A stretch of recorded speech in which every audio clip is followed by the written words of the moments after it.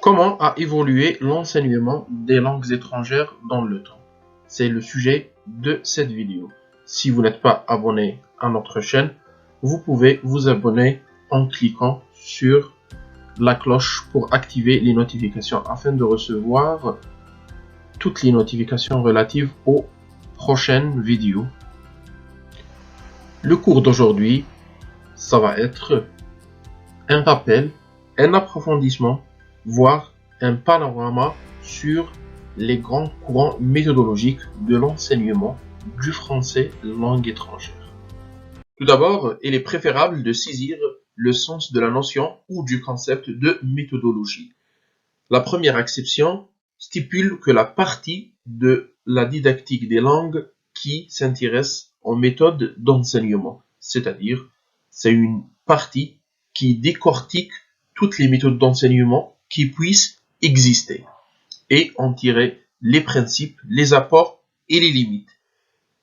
La deuxième définition, c'est l'étude des méthodes et la façon dont elles sont appliquées, c'est-à-dire la mise en œuvre ou la mise en place de ces méthodes ou, autrement dit, les pratiques de classe.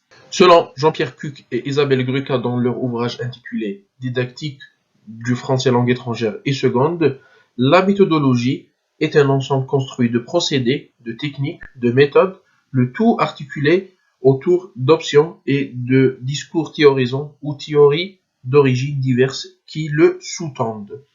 En d'autres termes, retenez bien que le mot méthodologie accepte deux acceptions.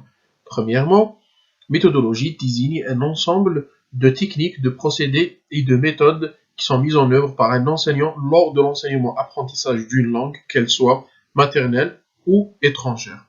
Deuxièmement, par méthodologie, on désigne aussi l'étude qui s'attache à décortiquer les théories, les principes et les doctrines dans lesquelles se figent les méthodologies de l'enseignement du FLE. Avant d'entamer l'histoire des méthodologies de l'enseignement du FLE, il va falloir distinguer ces deux termes clés, à savoir méthodologie et approche. Alors, méthodologie ou méthode se fige dans une doctrine précise, alors que l'approche peut se référer au cadre théorique en général. C'est pourquoi on l'appelle l'approche communicative et on ne l'appelle pas la méthode communicative. Elle est appelée ainsi par souci de prudence puisqu'on ne la considérait pas comme une méthodologie constituée solide. En d'autres termes, une méthodologie, elle se fige dans une doctrine et elle a développé sa propre théorie et ses propres principes. Par contre, une approche, elle se réfère à un cadre théorique en général et s'inspire d'autres méthodologies précédentes. Commençons par la méthodologie traditionnelle, qui est apparue pour la première fois au XVIe siècle, où on enseignait les langues vivantes de la même façon qu'on enseignait les langues mortes. Cette méthodologie n'a été théorisée qu'en 1840, c'est-à-dire au XIXe siècle. C'est une méthodologie qui est basée sur l'enseignement de la langue, basée sur la traduction et la grammaire. C'est pourquoi on l'appelait aussi méthodologie grammaire, traduction. Et c'est l'une des méthodologies conventionnelles et intemporelles qui sont toujours d'actualité et utilisées dans certains systèmes d'enseignement. Dans cette méthodologie, on s'inspire des modèles ou des théories d'apprentissage de référence comme le modèle transmissif et l'associationnisme, et a comme objectif de développer les facultés de raisonnement et d'analyse chez l'apprenant. Et elle était basée aussi sur l'enseignement de la grammaire normative perspective, où on enseignait la grammaire par des phrases disparates ou des phrases isolées comme exemple. Pour ce qui est du registre linguistique, c'est parce qu'on s'appuyait sur des textes littéraires, à savoir des romans, des nouvelles, des recueils poétiques, que le registre de langue dominant, c'était le registre littéraire ou soutenu. C'est parce que la langue sert à communiquer. Les didacticiens se sont posé la question sur la place de l'oral dans la classe de langue. Et c'est de là que naît cette méthode qui s'appelle la méthode directe au début du XXe siècle. Une méthode qui s'appuie aussi sur le même modèle ou sur la même théorie d'apprentissage de référence qui est bien entendu l'associationnisme, mais qui est focalisée cette fois-ci sur la pratique de l'oral, à savoir la compréhension et la production orale. D'où les pratiques de classe privilégiées dans cette méthode, c'était de parler, de lire et de faire des exercices de grammaire explicite. Cette méthode se base aussi sur la même grammaire que celle de la méthodologie traditionnelle, qui est bien entendu la grammaire normative perspective. Mais le registre de langue, cette fois-ci, a changé pour passer au français quotidien, qui était le français d'usage. Pour ce qui est des supports ou des outils didactiques, on est passé des textes littéraires pour la première fois au texte ou au manuel des documents fabriqués. C'était des documents qui étaient faits à la base des supports picturaux. Pour ce qui est des outils, pour ce qui est des outils et matériels didactiques, c'est pour la première fois où on introduit le support pictural comme support didactique pour l'enseignement et le perfectionnement de l'oral des apprenants. Ensuite, après la méthode directe, on assiste à l'intégration pour la première fois en 1920 de l'enseignement des langues vivantes étrangères dans l'enseignement scolaire, et ce grâce à l'apparition de la méthode active, une méthode qui est basée sur les théories d'apprentissage et d'acquisition du behaviorisme et du cognitivisme, une méthode qui est faite généralement par la culture, dans laquelle on s'appuie sur ou on se focalise sur la combinaison entre la compréhension écrite et l'expression orale. Une méthode dans laquelle on enseigne aussi la grammaire raisonnée pour la première fois et on utilisait comme registre de langue le français courant. Pour ce qui est des pratiques de classe, on enseignait pour la première fois la phonétique en classe de langue. Et pour ce qui est des outils et du matériel didactique utilisé dans cette méthode, c'était des textes de base, plus souvent descriptifs ou narratifs que dialogués. Et dans cette méthode, on s'appuyait aussi sur la valorisation de la culture française. Comme vous le savez tous, une langue, elle est véhiculaire d'une culture. Après les méthodologies conventionnelles ou intemporelles, sont apparues les méthodologies technologiques, commençant en 1930 par l'apparition de la méthodologie audio-orale ou la méthodologie militaire, une méthodologie qui a servi les militaires qui se trouvaient dans des pays où ils ne parlaient pas les langues de ces pays. En 1960, la méthodologie structuro-globale audiovisuelle, la MAV ou la SGAV, est apparue. Ces deux méthodologies se réfèrent aux théories d'apprentissage et d'acquisition du behaviorisme et du gestaltisme. Dans les deux méthodologies, on se base sur la combinaison entre la compréhension orale et l'expression orale. L'objectif est d'amener l'apprenant à reproduire et à s'exprimer dans la langue cible. Dans cette méthodologie ou dans ces deux méthodologies, on enseignait la grammaire qu'implicitement. C'était une grammaire descriptive de type structural. On se basait aussi sur le français fondamental qui était très en vogue à l'époque.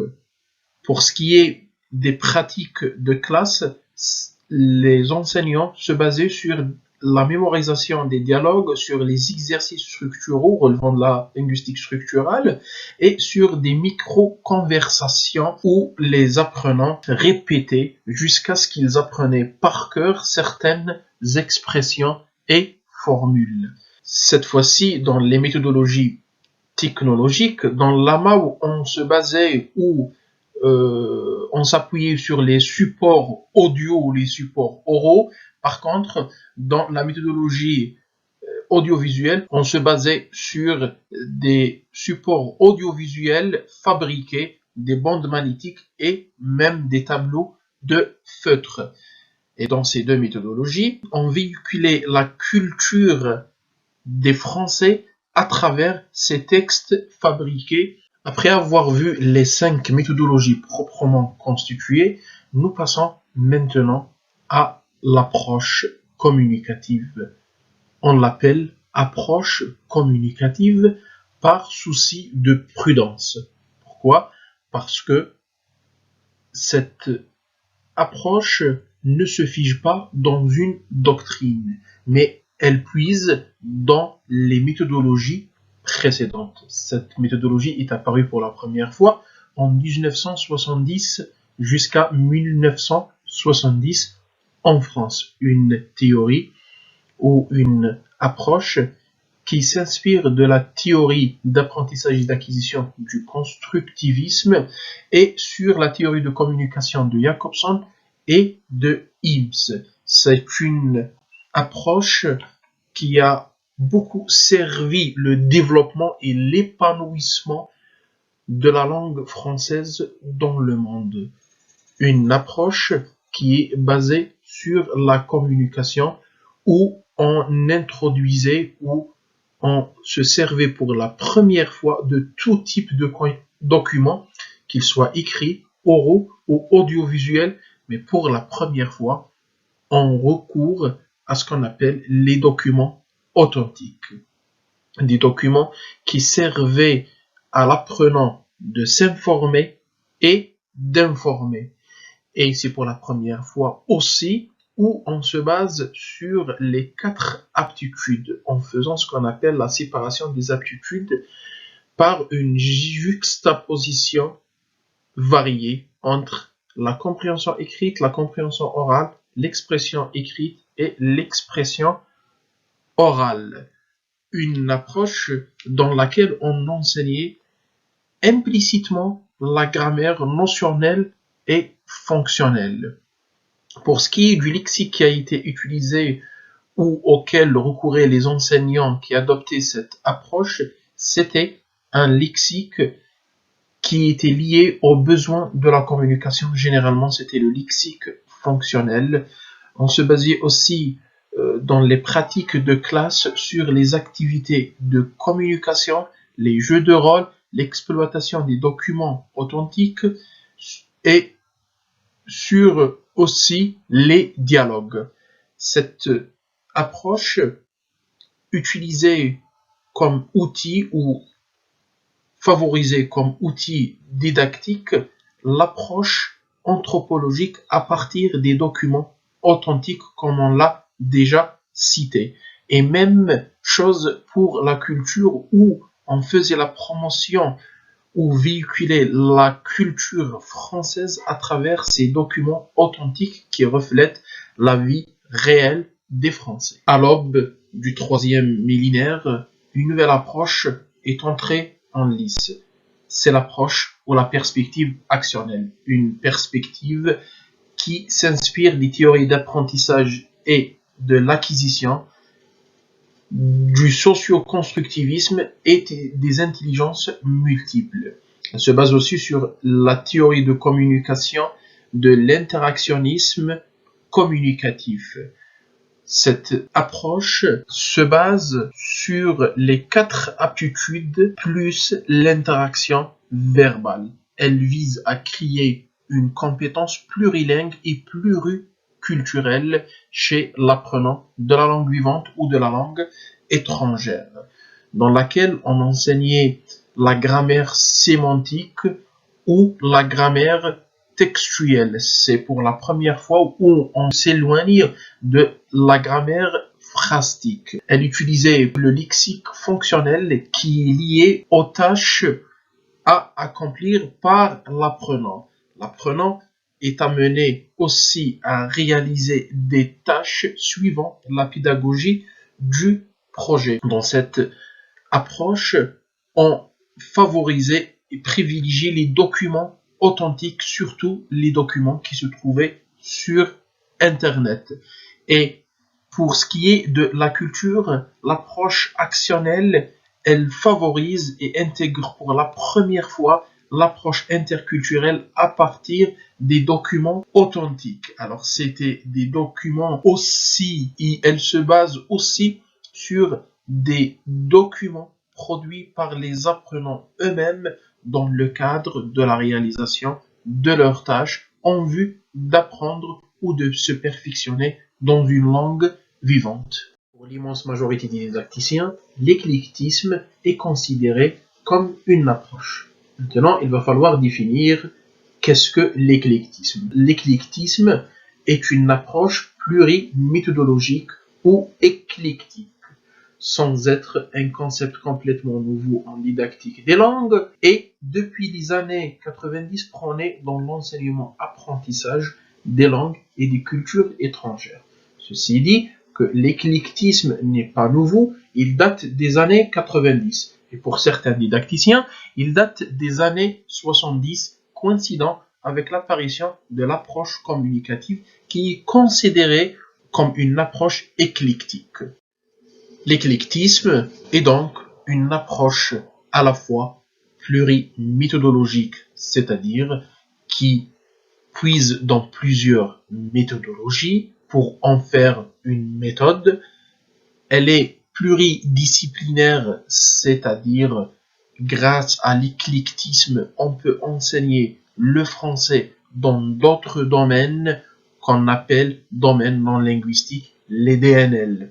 Et elle est aussi pluriculturelle parce que à travers l'éclectisme, on enseigne la langue en véhiculant une culture et en apprenant d'autres.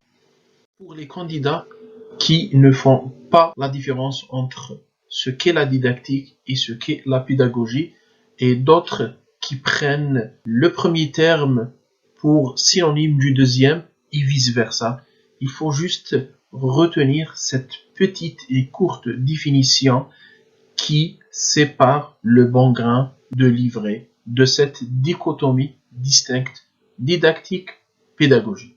Alors, retenez bien, si la didactique était la discipline qui s'attache à la conception des contenus à enseigner, la pédagogie serait l'art de conduire la classe. Dernière dichotomie, documents authentiques, documents fabriqués. Alors, les documents fabriqués, ce sont des documents qui ont été faits ou fabriqués pour des fins pédagogiques, qui sont fabriqués par des didacticiens ou des enseignants. Par contre, les documents authentiques, ce sont des documents qui n'ont pas été fabriqués initialement pour des fins pédagogiques, mais qui peuvent être utilisés dans l'enseignement-apprentissage grâce au processus de didactisation. À la fin, ne nous oubliez pas dans vos invocations et à la prochaine vidéo.